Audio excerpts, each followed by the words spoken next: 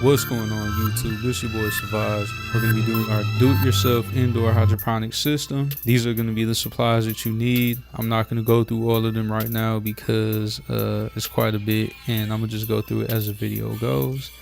This is a plant I'm going to be using. It's a Southern Magnolia Little Gem. And then I have the tote. This is a 20-gallon tote from Walmart. I think I paid $4 or $5 for this. Really cheap. First things first, you're gonna take your drill and you're gonna drill 2 holes on the side. These holes are going to be the holes that the air tubes go into to basically pump air into the hydroponic system.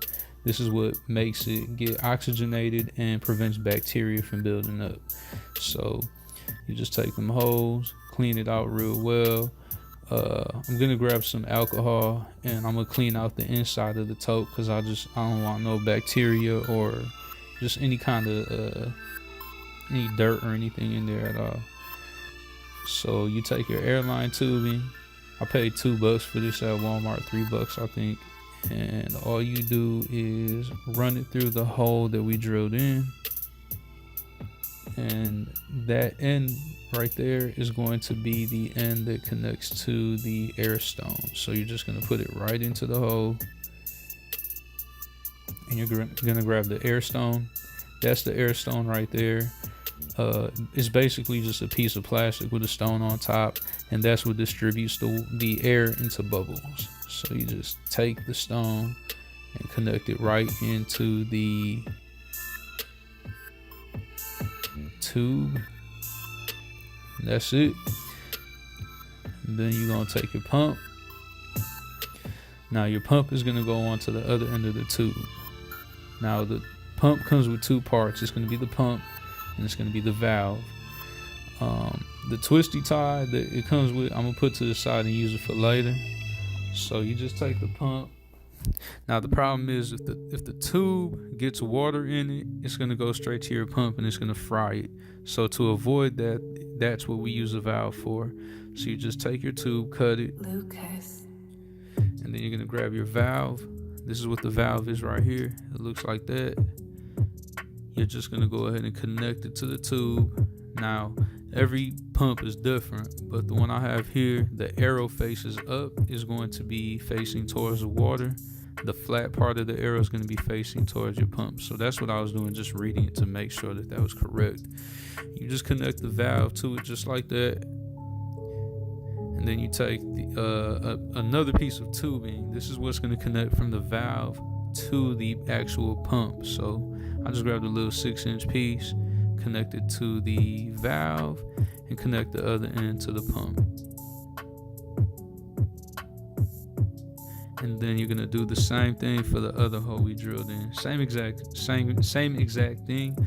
I bought 2 air stones, so once we're done it should look just like that. 2 air stones is sufficient enough for like a 20-gallon tank like this one. You could probably get away with something smaller if you wanted to, but I wanted a lot of power. So now I'm drilling 5 holes into my lid because we're gonna go ahead and set the lid up. You could use a Sharpie for this if you wanted to, but I wanted to just drill it. It made it easier for me to just cut it out. So I'm drilling the 5 holes right now.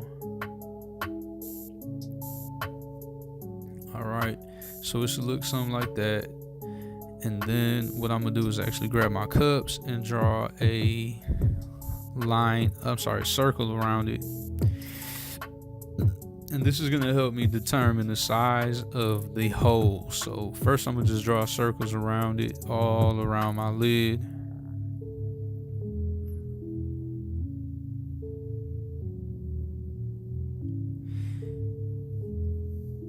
Just like that.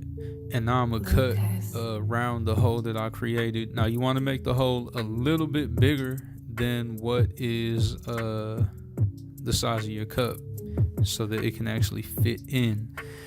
And then once you're finished with that, you're gonna need to drill some holes at the bottom of the cup, and this is for both drainage and so it can receive water, and so that the roots have somewhere to grow. So you definitely need some holes at the bottom of each cup. You can even purchase these cups already pre-made from like Lowe's or Home Depot. And it should look something like this once you have it fitted. I just use cups because shit, what else I'm gonna do with these cups? So all right, now we're gonna go ahead and propagate these cuttings that I had. Now if you're getting a plant that already has roots, you can skip this step and just stick them right into the cup and you're good to go. But me, I'm starting them from cuttings. So what I'm gonna do is go ahead and cut all the leaves off of this branch right here, except for the top leaves. That way we can reduce energy. We don't want energy going straight to the leaves. We want to conserve some of that energy so that we can have some root growth. So I'm gonna go ahead and cut these leaves off. All right, and I'm gonna leave nothing but the top leaves. Now the second step is going to be cutting the bottom of the stem at an angle and bruising it a little bit. But before I do that, I'm gonna cut the leaves in half. That way it conserves a little bit more energy, and it gets a little bit less light, because we don't want it to be wasting water and energy and nutrients on parts of the leaf when it can be growing a lot taller and getting roots. So we're gonna go ahead and cut that angle, and then we're gonna go ahead and bruise up the stem. Now what this is going to do is leave fibers exposed so that there's a quicker chance of it getting roots. So I'm just going to bruise it up a little bit. After I do that, I have a rooting hormone that I purchased at Lowe's for like $4 or $5. I use it for all my other cuttings, not just this one specifically. I have a whole jar of it. So once you're done bruising it up, you're gonna go ahead and get your hormone powder. You're just gonna dip it in there. I put it inside of another cup, not straight out the container, just to avoid cross-contamination. And then once you have it on there nice and good, you're just gonna go ahead and put it into your cup. Now I fill these cups up with nothing but perlite. I've grown stuff before and I've had a lot of success before with just perlite. It's very, very rich in moisture, and it's just real comfortable for the plant. So this is what your hydroponic system will look like. We're pretty much done here. If you look inside of the hole, you'll see that the water is bubbling and it is shooting little sprinkles of water right into the holes of the cup that you drilled in, and that water will slowly creep up to the top to where your stem is, and it will create 24/7 moisture. And because it is oxygenated, you do not have to worry about any bacteria, no matter how damp it is in there. So this is your setup. Don't forget to subscribe. Thank you for watching. Enjoy the rest of your day.